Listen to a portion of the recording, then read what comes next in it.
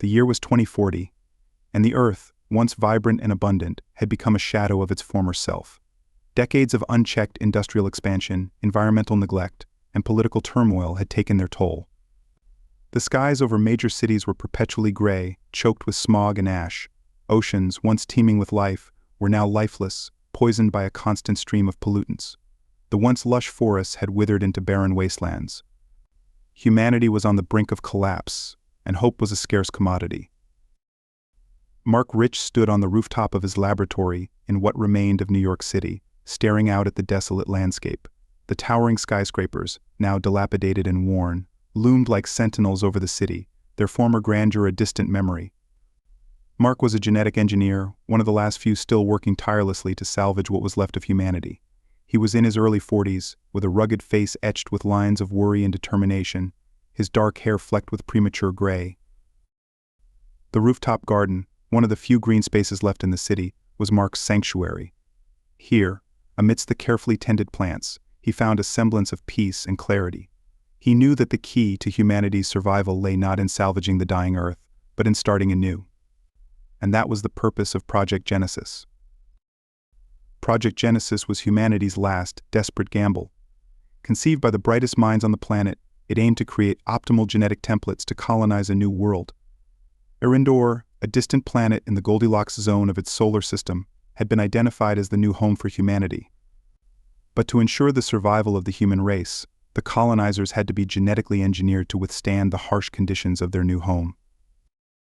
Mark had been one of the leading scientists on the project, spending countless hours in the lab, manipulating DNA sequences and crafting the genetic blueprints for a new generation of humans.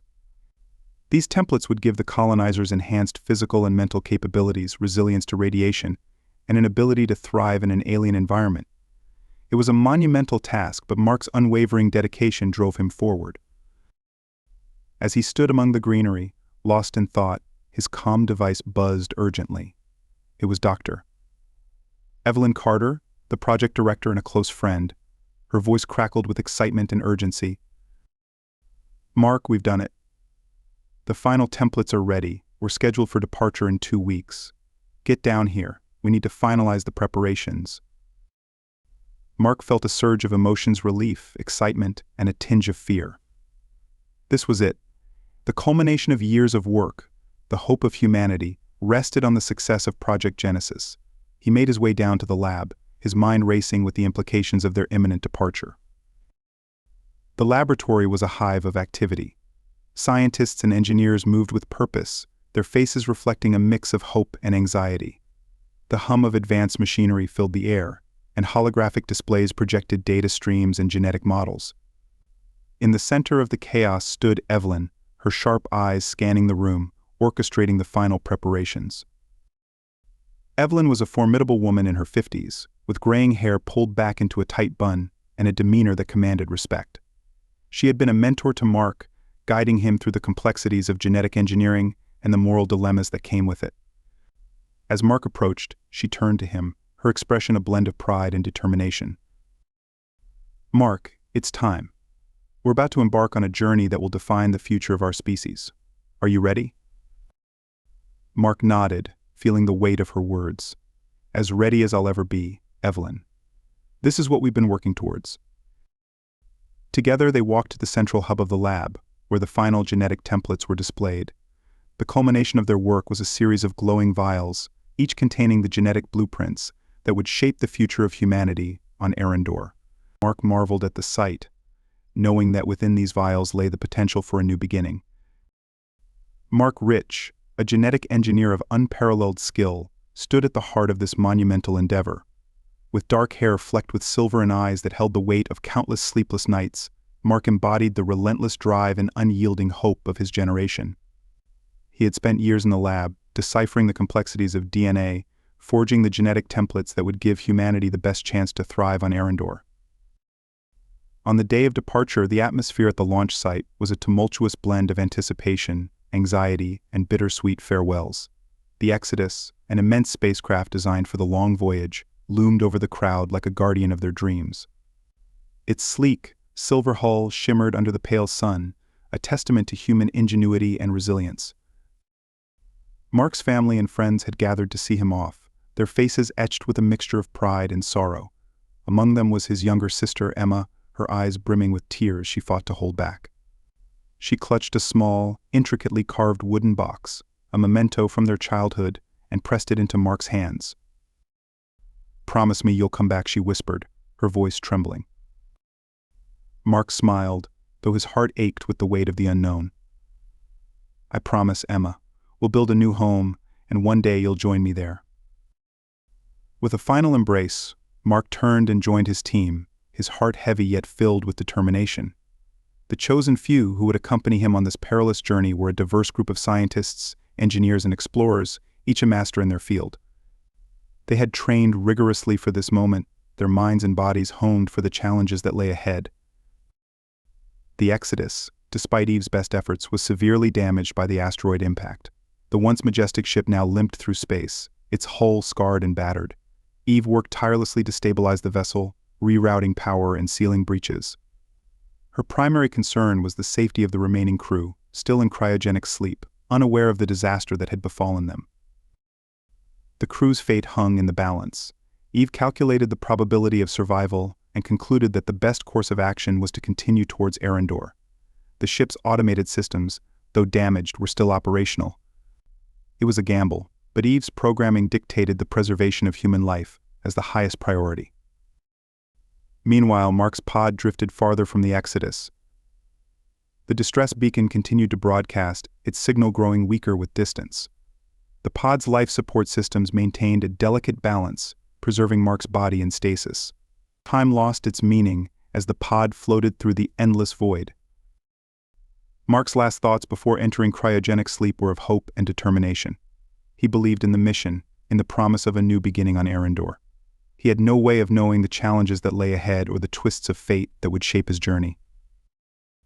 As the years turned into decades, the pod remained adrift. The distress signal, now a faint echo, continued to call out into the darkness. It was a message in a bottle, cast into the vast ocean of space, waiting for someone to find it. 30 years passed before the pod's signal was detected. A ship from the planet Lunora, inhabited by the Cyro, intercepted the distress beacon. The Cyro, an advanced all-female species, had been exploring the outer reaches of their star system when they picked up the faint signal. Intrigued by the possibility of extraterrestrial life, they altered their course to investigate. The vessel from Lunara, sleek and luminous, moved with the precision of a predator. Its captain, Lyria, a formidable figure with silver-blue skin and eyes that shimmered like the ocean's depths, stared at the capsule on the view screen. She nodded to her crew, and with delicate precision, they brought the capsule aboard. Within the sterile confines of the Lunaran ship, the capsule was placed in a rejuvenation chamber. A soft hum filled the air as advanced machinery began the delicate process of waking Mark from his 6th-century slumber. A mixture of anticipation and anxiety permeated the room as Lyria and her second-in-command, Zara, observed the procedure. Mark's eyes fluttered open, his vision gradually adjusting to the soft, ambient light that filled the room. The sterile metallic walls of the Exodus were replaced by a strange organic architecture, with surfaces that seemed to pulse gently with a bioluminescent glow. He lay on a bed that felt alive, cradling him with warmth and a rhythmic pulse, almost like a heartbeat. "Where am I?" Mark's voice was hoarse, his throat dry from years of cryogenic sleep. "You are on Lunara," a melodic voice responded. Mark turned his head to see a tall, slender figure with iridescent blue skin and long, flowing hair that shimmered like silver in the light. She wore a form-fitting garment that seemed to be woven from strands of light. "I am Xania, chief scientist of the Cyro. You were rescued from the void of space." Mark struggled to sit up, his muscles weak from disuse. "Lunara?" Cyro, his mind raced, trying to piece together the fragments of his last memories. "The Exodus. What happened to my ship?" Xenia's expression softened with sympathy. "Your ship encountered an asteroid belt and was severely damaged. Many of your companions were lost, but we found you and brought you here." Mark's thoughts were a whirlwind of confusion and fear. "How long have I been?" 30 years, Xenia said gently. "You have been in stasis for 630 years, Earth time." The weight of her words settled heavily on Mark. Everything and everyone he knew were gone. He was alone, stranded in an alien world. "Why did you save me?" he asked, his voice tinged with both gratitude and suspicion. Xenia hesitated, her luminous eyes reflecting a deep sadness. The Zira are facing a dire crisis. For 80 years, no children have been born on Lunara. Our species is on the brink of extinction. We believe that you, with your advanced knowledge of genetics, might hold the key to our survival. Mark felt a pang of empathy. The desperation in Xenia's voice was palpable, and he understood the heavy burden of being seen as a potential savior. "I'll do whatever I can to help," he said, his resolve hardening. "But first, I need to understand more about your people and your predicament." Xenia's expression brightened with hope. "Thank you, Mark. Let me show you our world." As Mark regained his strength over the next few days, Xenia introduced him to the intricacies of Zira society. Lunara was a planet of stunning beauty, its landscapes dominated by lush, bioluminescent forests and crystalline bodies of water that shimmered under the three moons. The Zira lived in harmony with their environment, their cities seamlessly integrated into the natural world. Mark was struck by the Zira's advanced technology, which was both elegant and efficient. Their buildings were living structures, capable of self-repair and adaptation. The Zira themselves were graceful and intelligent, their culture rich with art, music, and a deep spiritual connection to their planet. Despite the beauty and sophistication of Lunara, an undercurrent of sorrow permeated the society. Mark observed the absence of children, the empty playgrounds and silent nurseries. He felt the weight of expectation and hope in the eyes of every Zira he met. Xenia took Mark to the heart of Lunara, a massive, pulsating structure that served as both a power source and a central hub for Zira's genetic research. "This is where we have focused our efforts to understand and resolve our reproductive crisis," she explained. "Despite our best efforts, we have been unable to overcome the infertility that plagues our species." Mark marveled at the sophisticated equipment and the seamless blend of biology and technology. "Show me your data," he said, his mind already whirring with possibilities. For days, Mark immersed himself in the Zira's research, analyzing genetic sequences and reproductive data. He collaborated closely with Xenia, their minds working in perfect harmony. He discovered that the Zira's genetic structure was highly complex, with unique adaptations that allowed them to thrive in Lunara's environment. However, these same adaptations seemed to be linked to their reproductive issues. One evening, as they pored over the latest findings, Xenia shared her own story. "I was one of the last Zira born before the infertility began. My mother, a brilliant scientist, dedicated her life to finding a solution, but she passed away before she could succeed. I vowed to continue her work, but now, we are running out of time." Mark placed a reassuring hand on her shoulder. "We'll find a way, Xenia, I promise." Together, they formulated a hypothesis that human genetic material might complement the Ziras and restore their ability to reproduce. It was a daring and unorthodox idea, but they had little choice. The future of the Zira depended on their success. As their work progressed, Mark found himself growing closer to the Zira. He formed a bond with Queen Zana, whose regal demeanor was tempered by a deep compassion for her people. Zana's presence was a constant source of strength and inspiration for the Zira, and Mark admired her leadership. Mark's days on the Lunara Explorer were filled with constant learning and adaptation. The Zira's technology was far beyond anything he had encountered on Earth, and their society was fascinating. They lived in harmony with their environment, valuing knowledge and cooperation above all else. Chief Scientist Xenia introduced Mark to Queen Zana, the leader of the Ziras. Zana was regal and wise, her presence commanding respect and admiration. She welcomed Mark warmly, expressing her gratitude for his willingness to help. "Mark, our people are at a crossroads," Zana explained. "For generations we thrived, but now our future is uncertain. If we cannot find a solution to our reproductive issues, we will fade into oblivion." Mark listened intently, understanding the gravity of the situation. "I'll do everything I can to help," he assured them. "But I need to understand more about your biology and the challenges you face." Xenia and her team provided Mark with access to their genetic databases and research. The Ziras had a unique biology, with a complex reproductive system that had suddenly ceased to function. Theories and hypotheses abounded, but no definitive cause had been identified. As Mark delved into the research, he realized that the Zira's reproductive problem might be linked to genetic mutations accumulated over generations. Their isolation and lack of genetic diversity had led to a decline in fertility. Mark proposed a radical idea exploring the compatibility between human and Xero genetics to create a hybrid solution. The collaboration between Mark and Xenia was intense and fruitful. They spent countless hours in the laboratory, analyzing genetic sequences and running simulations. The challenge was immense, but their combined expertise and determination fueled their progress. Mark and Xenia's professional relationship evolved into a deep friendship. They shared stories of their respective worlds, finding common ground in their passion for science and their desire to help their people. Xenia was impressed by Mark's ingenuity and resilience, while Mark admired Xenia's wisdom and unwavering dedication. As their research progressed, they discovered a potential compatibility between human and Xero genetics. It was a breakthrough that brought hope to the Xero society. The possibility of creating a new generation through hybridization was tantalizing, but it also raised ethical and cultural questions. Queen Zana convened a council meeting to discuss the findings. The council, composed of Xero leaders and advisors, listened intently as Mark and Xenia presented their research. The room was filled with a mix of hope and apprehension.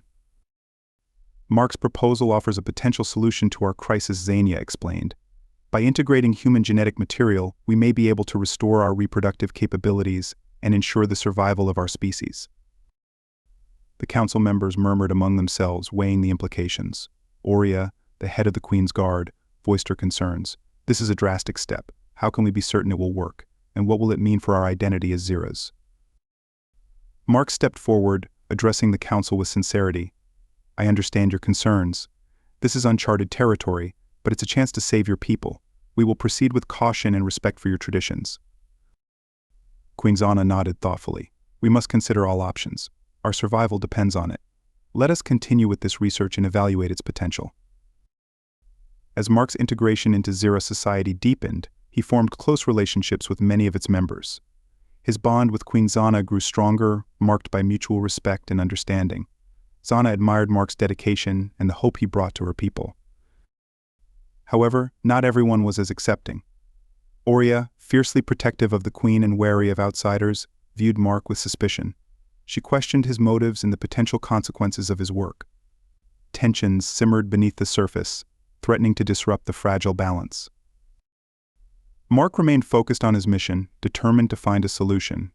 He and Xenia made significant progress in their research, developing a prototype for the hybridization process. They tested the procedure on a small scale, using genetic samples to create viable embryos. The success of the initial tests brought a surge of optimism. The embryos showed promising signs of development, and the possibility of a new generation seemed within reach. Yet, the ethical and cultural implications continued to weigh heavily on Mark and Xenia. One evening, as Mark was reviewing data in the lab, Aurea confronted him. I don't trust you, human, she said bluntly. Your presence here is a threat to our way of life. Mark met her gaze, understanding the depth of her concerns. I understand your fears, Aurea, but I'm here to help. Your people saved my life, and I owe it to you to do everything I can to repay that debt. Aurea's expression softened slightly, though her suspicion remained. Just remember, Mark, the future of our species is in your hands. Don't let us down. As Mark and Xenia continued their work, an unexpected discovery shook the foundation of their mission. While analyzing data from the Exodus, Mark stumbled upon a hidden message from his Earth colleague, Olivia. The message revealed shocking information: the ship's crash had been sabotage. Mark's mind raced as he absorbed the implications. Someone had deliberately caused the catastrophe and their motives were unclear. He shared the message with Xenia, who was equally disturbed by the revelation. Who would sabotage the Exodus? And why? Xenia wondered aloud. This changes everything.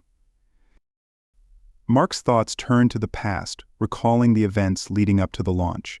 There had been tensions and rivalries among the project's stakeholders, but sabotage had never crossed his mind.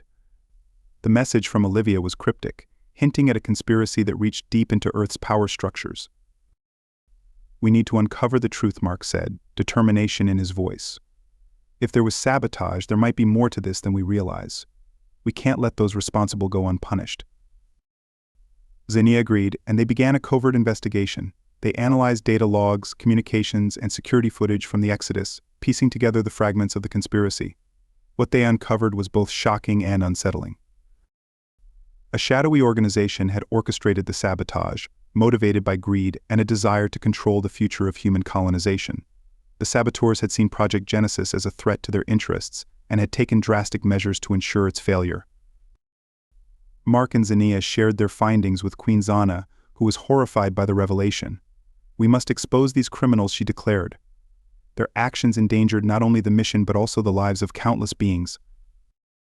Despite the turmoil caused by the discovery of sabotage, Mark and Xenia pressed on with their research. The stakes were higher than ever, and their determination only grew stronger. They refined the genome editing technology, making it safer and more efficient. The breakthrough came when they successfully integrated human and Cyro genetic material, creating embryos with the potential for healthy development.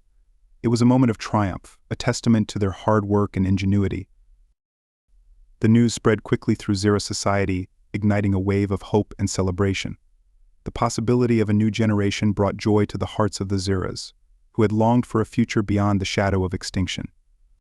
Mark and Xenia presented their findings to the council, outlining the process and its potential benefits. The council members were impressed, recognizing the significance of the achievement. "Mark and Xenia have given us a gift," Queen Zana said, her voice filled with emotion. "A chance to rebuild and thrive. We must embrace this opportunity and move forward with unity and purpose." The success of the genome editing technology marked a turning point for the Cyros. They began the process of artificial insemination, using the hybrid embryos to create a new generation. The first signs of pregnancy were met with jubilation, a beacon of hope in a world that had once seemed doomed. Just as the Cyros were beginning to see the fruits of their labor, another unexpected event shook their world. Olivia, Mark's Earth colleague, was found alive, having survived the crash and endured her own harrowing journey. Her return added a new layer of complexity to the mission.